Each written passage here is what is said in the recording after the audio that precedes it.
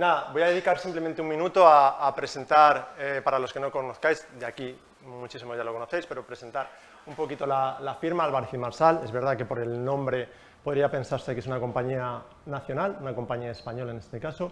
No, no es así, es una compañía norteamericana. Lo que pasa que bueno, pues, los familiares de los fundadores son de origen español. En este caso contamos con, bueno, estamos en presencia en más de 25 países, más de 6.000 profesionales, y a lo que nosotros nos aplica aquí en España, dentro de nuestra práctica que se llama disputas e investigaciones, que bueno, ya se define bastante bien, son proyectos los que llevamos a cabo de compliance, investigaciones de fraude, business o corporate intelligence y desde luego informes periciales y la parte de forensic technology. Nuestro gran core, o por así decirlo, de trabajo son evidentemente las investigaciones, y es esa fina línea que hablamos en ocasiones con el compliance, ¿no? que se deriva en ocasiones de estos exámenes que pueden dar inicialmente a ello. Y en cuanto a la formación, bueno, pues, tenemos formación en compliance, tenemos equipo que están examinadores de fraude certificados, auditores, economistas, y también somos equipos licenciados en Derecho. Y esto a nosotros, bueno, ya lo hemos hablado y hemos tenido la oportunidad de trabajar con algunos de los aquí presentes, con abogados, que nos ayuda también a poder entendernos muchísimo mejor en nuestro día a día en el trabajo. En cuanto a lo que serían las mejores prácticas, aquí voy a hablar un poquito de dos puntos. Por una parte, lo que sería el examen, ¿vale? La actividad de examen de la comunicación /alerta. Como bien apuntaba José Enrique antes, la palabra denuncia poquito a poquito yo creo que irá desapareciendo del panorama, o debería ir desapareciendo poquito a poquito del panorama, y luego lo que es la parte de las investigaciones. Y se parecen bastante las dos en esos aspectos, digamos, desde un punto de vista de un overview de cómo estructurar las mismas. Lo primero de todo, ya que lo comentábamos antes, es la recepción de la comunicación que se da por parte del informante, por parte del alertador, para realizar un acuse de recibo en un plazo de 7 días. Ahora nos extenderemos un poquito más sobre eso. Luego, realizar un examen preliminar de la comunicación que se ha realizado, y posteriormente, y nosotros entendemos que es una buena práctica, la comunicación de esta evaluación, examen preliminar, a la compañía, al compliance officer, involucrar al departamento legal, en caso de que la figura no sea la misma de compliance officer. El mundo ideal sería que fueran dos figuras diferentes, e involucrar al departamento de recursos humanos, porque hay situaciones que bueno, pues pueden ser totalmente, podéis entender que pueden ser totalmente diferentes. Es decir, desde Hugo me mira mal tomando un café todas las mañanas, habrá que involucrar a un equipo de la compañía a otras cuestiones que pueden ser más delicadas. En cuanto al tema de las investigaciones, estos pasos o esta sucesión de pasos que nosotros marcamos ahí, desde la obtención de la información, que sería el equivalente, por así decirlo, a nuestro famoso recepción de la comunicación, recepción de la alerta, el análisis de la información, que sería nuestro examen preliminar, que hay que hacerlo relativamente rápido, y luego la presentación de resultados, que sería la comunicación. Vale, no voy a extender mucho en la parte de investigaciones, porque aquí estamos centrados ahora, por así decirlo, en la parte de la actividad del examen o de la evaluación preliminar, pero simplemente para que lo tengamos presente, ¿vale? En nuestra práctica como investigaciones, y ahora os daremos también unos tips sobre eso, es la importancia de las evidencias digitales. O sea, gran parte de la información que nosotros acabamos tratando en investigaciones es obtenida a través de información electrónica, ¿vale? Ordenadores portátiles, ordenadores de sobremesa, smartphone, etc. A la hora de extraerlo lo mismo, y ahora, más adelante ahora os comentaré algunas cuestiones claves sobre esto. A la hora de extraer la información, obtenerla, realización de entrevistas, es decir, todo lo que yo puedo obtener para sacar la información, bien me la proporciona la compañía o bien a través de bases de datos a la que podemos acceder. En cuanto al análisis, lo mismo, y lo hemos comentado antes, y esto no es una rara avis, esto es algo habitual en investigaciones. Tú empiezas, a mí me comunican que hay un problema en un aspecto concreto de la compañía, y tú empiezas a tirar del hilo y te das cuenta que de la trama aparecen subtramas o tramas mayores de las iniciales, ¿vale? Y esto sí que es importante, y esto está relacionado con los famosos 3-6 meses, es decir, 3 meses que me indica el anteproyecto de la directiva, y los famosos 6 meses. Por experiencia, si me dices el 100% de investigaciones en las que has participado se pueden finalizar en 6 meses, yo diría sí, si nos pusiéramos todos los que estamos en esta sala, y somos unos cuantos, a finalizarla. Si no, materialmente es imposible. Se puede llegar a finalizar parte de la investigación o tener una investigación preliminar, pero a concluirla totalmente es complicado por esto que estamos comentando, las ramificaciones. Y luego, pues bueno, también hay un tema de localización de activos, sería la parte corporate intelligence. En cuanto a la presentación de resultados, pues lo mismo, sería el equivalente a las comunicaciones. Se dan, evidentemente, hay que informar, o nuestra práctica es informar continuamente, estar en contacto continuo con el cliente, informándole cómo se va desarrollando la investigación para que él tenga el control de la investigación. Es decir, no tengas todo este control de la investigación, sino que él en todo momento vaya sabiendo los pasos que se van dando.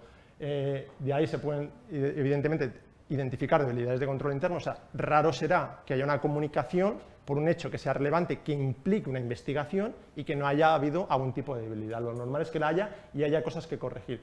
Y luego, posteriormente, pues, se pueden hacer informes periciales para la aportación en procedimientos judiciales desde el ámbito civil, penal, mercantil, etc. ¿Vale? Luego, en cuanto, simplemente, y esto lo sabemos todos los que estamos aquí prácticamente, pero para que lo tengamos presente, y empezamos por cosas, ya no solo en la recepción, sino cosas que tienen que estar antes de la recepción, ¿vale? Que es también relativo a lo que indica el anteproyecto.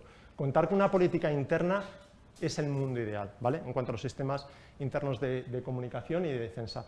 Si no tienes esa política, digamos que te puede ir bien, pero si la tienes seguramente te vaya tan bien al menos como si no la tuvieras. Entonces, sería el mundo ideal incorporar ese tipo de políticas internas a la compañía.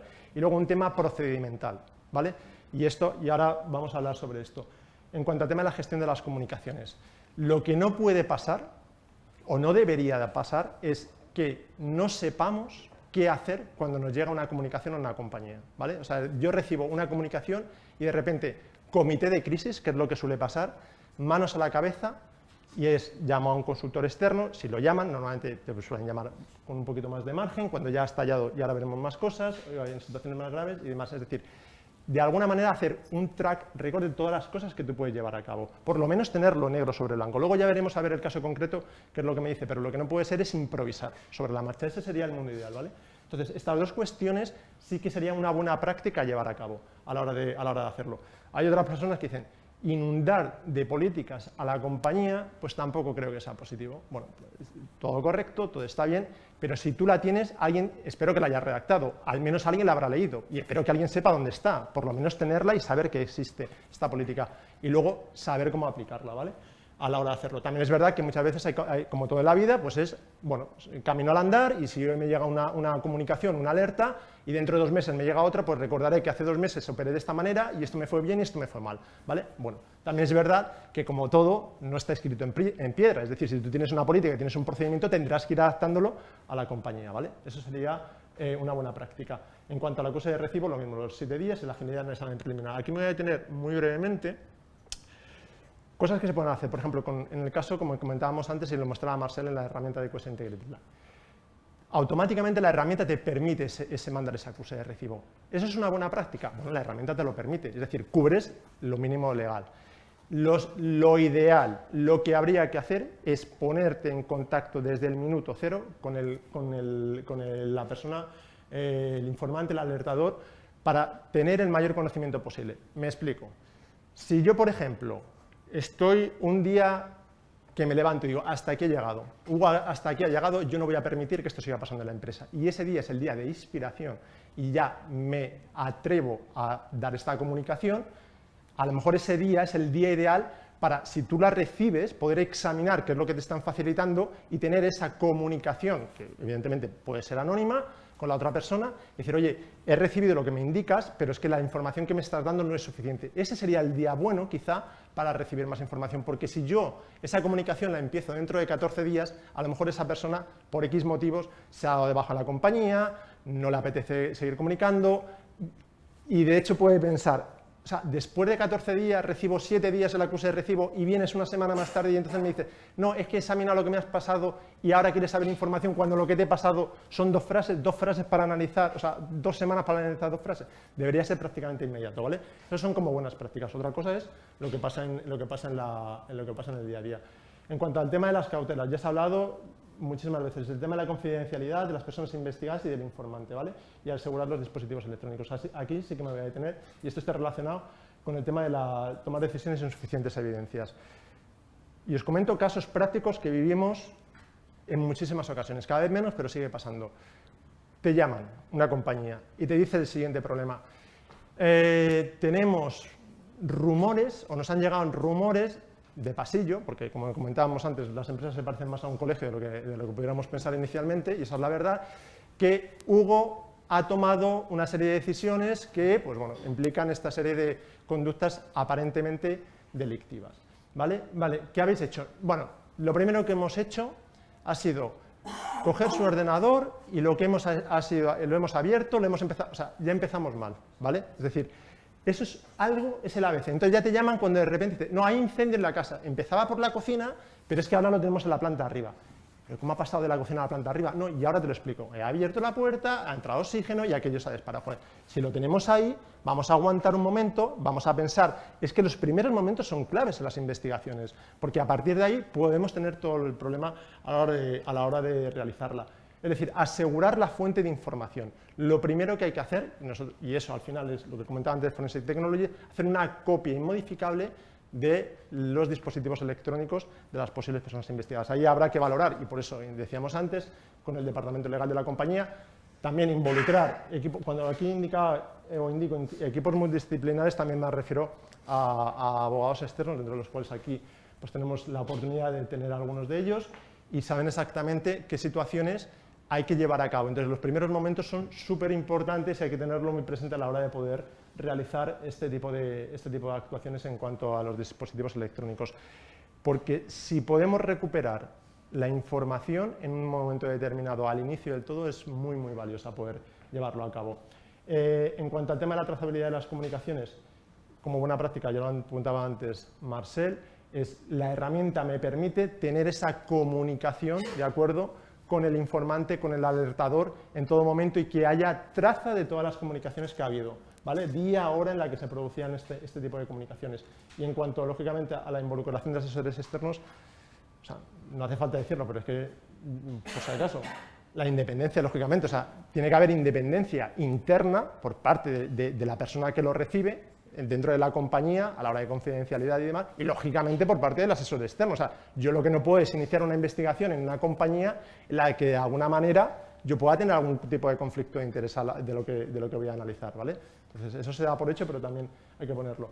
Y en cuanto a las cuestiones en las que seguramente sería crítico y serían grandes fallos, sería, como comentamos, el tema de las decisiones sin suficientes evidencias, y esto suele pasar, o pasaba, quizá no sé si más en el pasado que ahora, tendría que parar a reflexionarlo, pero sigue pasando, es, Hugo, me consta, o no me consta, hay rumores de que ha hecho esto, entonces le despido. ¿Y qué es lo que hace Hugo? El primer día se queda un poco en shock, y el segundo día seguramente va a plantear una demanda. Entonces dice, un momento, o sea, el pirata está demandando a la compañía por algo irregular que ha hecho. Pero esto no tiene ningún tipo de sentido. Pues sí, ya de momento ya te ha demandado, ¿vale? En este tipo de situación. Porque puede reclamar que sea un despido improcedente y demás. Y esto es una cosa que nos hemos encontrado bastante habitualmente. Entonces, ahí ya tienes el problema, que es lo que tienes que hacer, ¿vale? Y luego, lo de las represalias, ya lo hemos hablado en todo esto. Aquí solo me voy a detener, y esto lo vais a entender muy fácil, y vuelvo al patio del colegio. Normalmente en una compañía, y por experiencia, cuando hay una irregularidad, lo sabe al menos 2 personas. Suele pasar así. Si una de las personas que sabe de la irregularidad, digamos que no es éticamente la mejor persona del mundo, y aquello pasa, y se hace una barrida y no se toma ningún tipo de actuación, ¿qué es lo que va a pasar dentro de la compañía? Dice, hombre, esto es como una clase. Si Pepito hace esto en clase, esta monería, la profesora no le dice nada, el profesor no le dice nada, pues el otro que está tentado a su lado dice, vale, ya sé dónde está el umbral del dolor, desde luego puedo llegar aquí y vamos a ver si llegamos más arriba. Entonces, ese tipo de actuaciones también es bueno hacerlo, y eso nos hemos encontrado en muchas compañías, que es decir, no, aquí se hace una, dice, y esto es un mensaje a toda la compañía, el que vuelva a pasar por aquí, le va a pasar lo mismo que le ha pasado al anterior, ¿vale? Entonces, ese tipo de cuestiones también hay que tenerlas presentes. Y luego, lo que ya se ha comentado, lógicamente, y José Enrique lo comentaba antes, el turn up the top y front the top, ¿vale? Es decir, arriba, si no existe esta cultura no va a acabar volcando abajo, esto es clave, y sería complicado que en una compañía el tono arriba fuera, bueno, llamémoslo de pasotismo respecto a esto y que los de abajo fueran aplicados, sería extraño. Es a veces teniendo un buen tono arriba, y nos lo hemos encontrado, un buen tono arriba que la gente se lo toma en serio, los de abajo ya buscarán las rendijitas, ya buscarán las tretas para poder llevarlo a cabo, y aún así como para no tenerlo. Y luego, lógicamente, y de nuevo volvemos, el tema de imparcialidad e independencia. Es decir, si lógicamente una compañía se encuentra, porque dices, si yo voy a poner una comunicación y el gestor que lo va a recibir, que por lo que creo puede ser el Compliance Officer en caso de que lo tenga, pero es que resulta que yo voy a comentarlo al Compliance Officer, ahí también eso es un punto crítico que habrá que ver cómo la compañía lidia con este tipo de comunicaciones. Y ya para finalizar, y no me extiendo más porque yo creo que estamos prácticamente fuera de hora, ejemplos prácticos de comunicaciones, ya lo sabéis, desde el tema de acoso y discriminación, que se pueden utilizar este tipo de canales, y luego lo que nuestra experiencia que hemos visto es temas de selección de proveedores, es decir, corrupción en general, ¿vale? En todo este tipo de cosas, apropiaciones indebidas, administraciones desleales por parte de empleados, registro de transacciones contrarias a las prácticas generalmente contables, es decir, manipulación contable, y eso en una compañía, pues tenemos varios casos en los que hemos podido participar, que es extraño que se lleve a cabo y lo sepa solamente una persona, y luego cualquier tipo de conducta deshonesta y contraria al código ético, es decir, la ley está en un nivel y luego tu código ético te va a marcar cuál es la línea. Lógicamente el código ético te va a marcar, deberías marcarte unas líneas más exigentes. Y luego desde incumplimiento de contratos hasta facilitar pues, información o sacar información de la compañía y demás. Así que bueno, pues esto es un poquito la idea.